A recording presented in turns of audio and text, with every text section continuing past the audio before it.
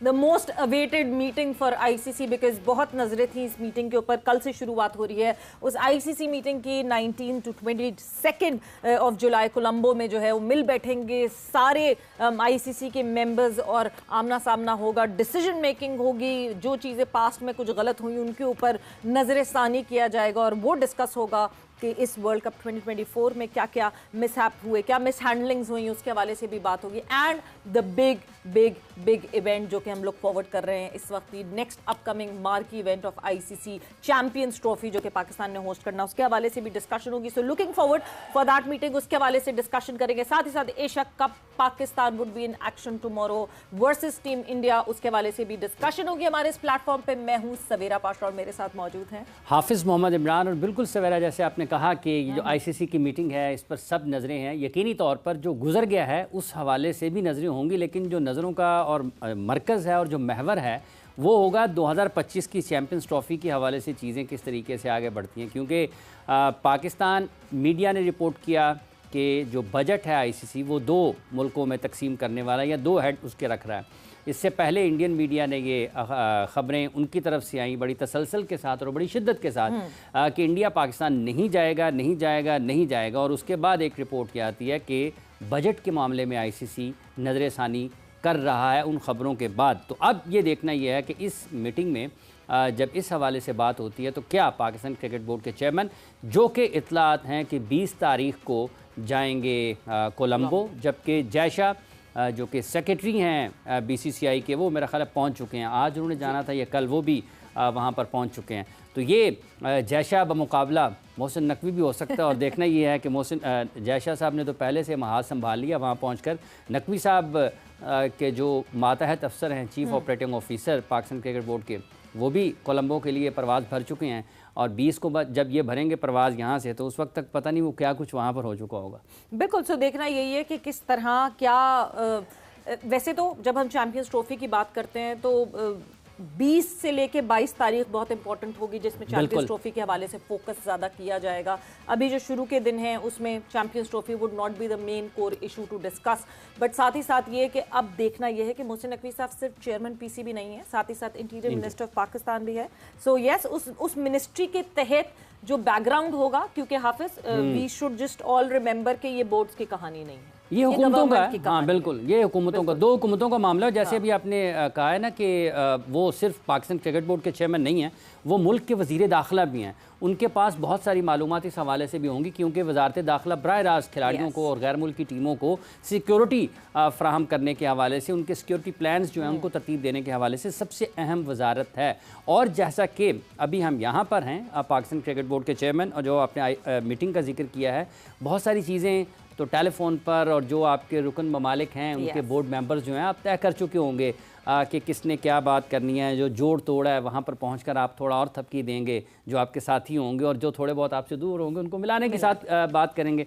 देखना ये है कि हमारे वज़ीर दाखिला साहब इस मामले में क्या वाकई उस सतह पर नज़र आएंगे, क्या आप जोड़ तोड़ कर सकेंगे या नहीं कर सकेंगे, लोगों को कायल कर सकेंगे या नहीं कर सकेंगे, मिला सकेंगे साथ या नहीं मिला सकेंगे। बिल्कुल जी, बैकडोर पॉलिसीज़ बहुत काम करती हैं, और कितनी बैकडोर पॉलिसीज़ और फ्रेंडशिप्स और बॉन्डिंग्स बनी हुई हैं या बननी है या बनाई जाएंगी आगे, वो तो आने वाला वक्त बताएगा। बट यस, ये फोकस होगा हमारा डिस्कशन का, और डिस्कशन के लिए हमारे साथ मौजूद हैं उमर फारूक कॉल्सन।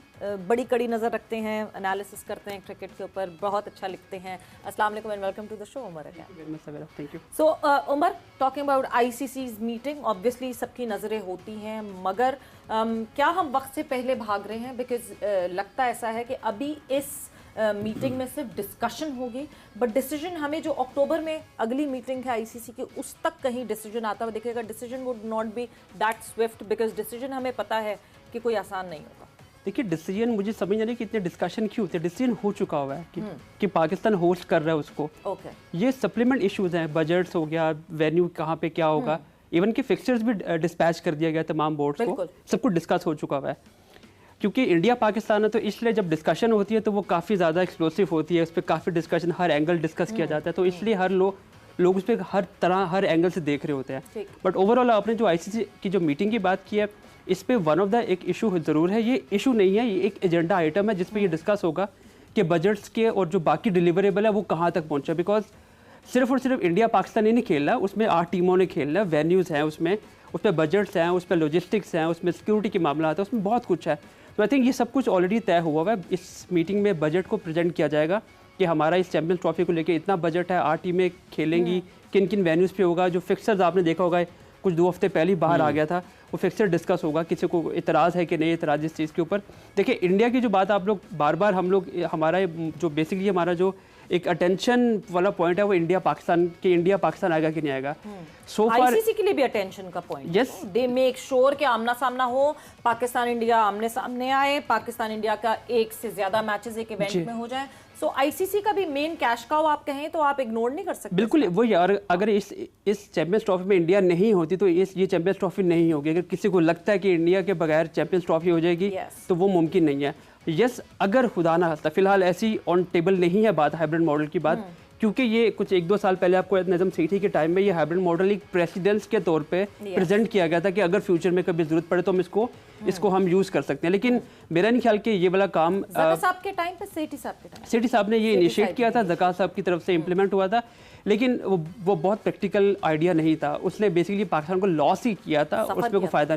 जब आईसीसी इन्वॉल्व होती है तो आईसीसी आई थिंक ये वाले काम नहीं, ये वाली हरकत नहीं करती, बिकॉज इसमें आपके 2 वेन्यू शिफ्ट होते हैं, उस पर आपके बजट्स इंक्रीज होते हैं। तो ये प्रैक्टिकल आइडिया नहीं है कि आप एक मैच के लिए या 2 मैचेस के लिए आप पूरी की पूरी ट्रॉफी जो उठा के आप किसी और वेन्यू पे ले जाए।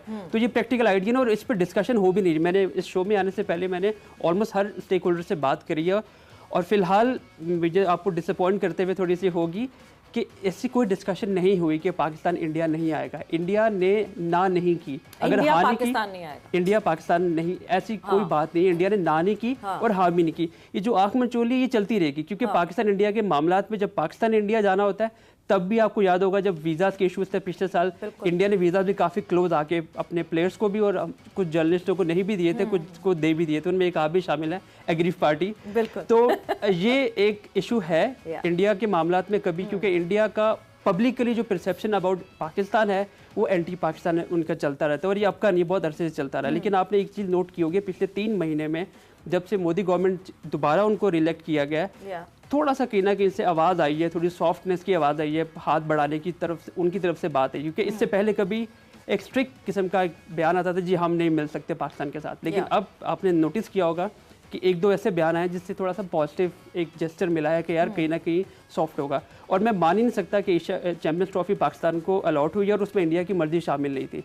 ये 2 साल पहले आपको याद होगा तब डिस्ट्रीब्यूशन हुई थी, कौन से इवेंट कहाँ पे होंगे, वहाँ पे ये एग्री किया। उमर साहब तमाम कलामी की माजरत चाहता हूँ, ये भी हो नहीं सकता था कि इंडिया रजामंद ना हो और एशिया कप की मेज़बानी पाकिस्तान को मिल जाए। वो हमारी वीक, आपने जो बैकडोर डिप्लोमेसी की बात की ना, वो हमारी वीक डिप्लोमेसी थी। वो हमने बहुत गलत तरीके से चीज़ें एग्जीक्यूट की थी।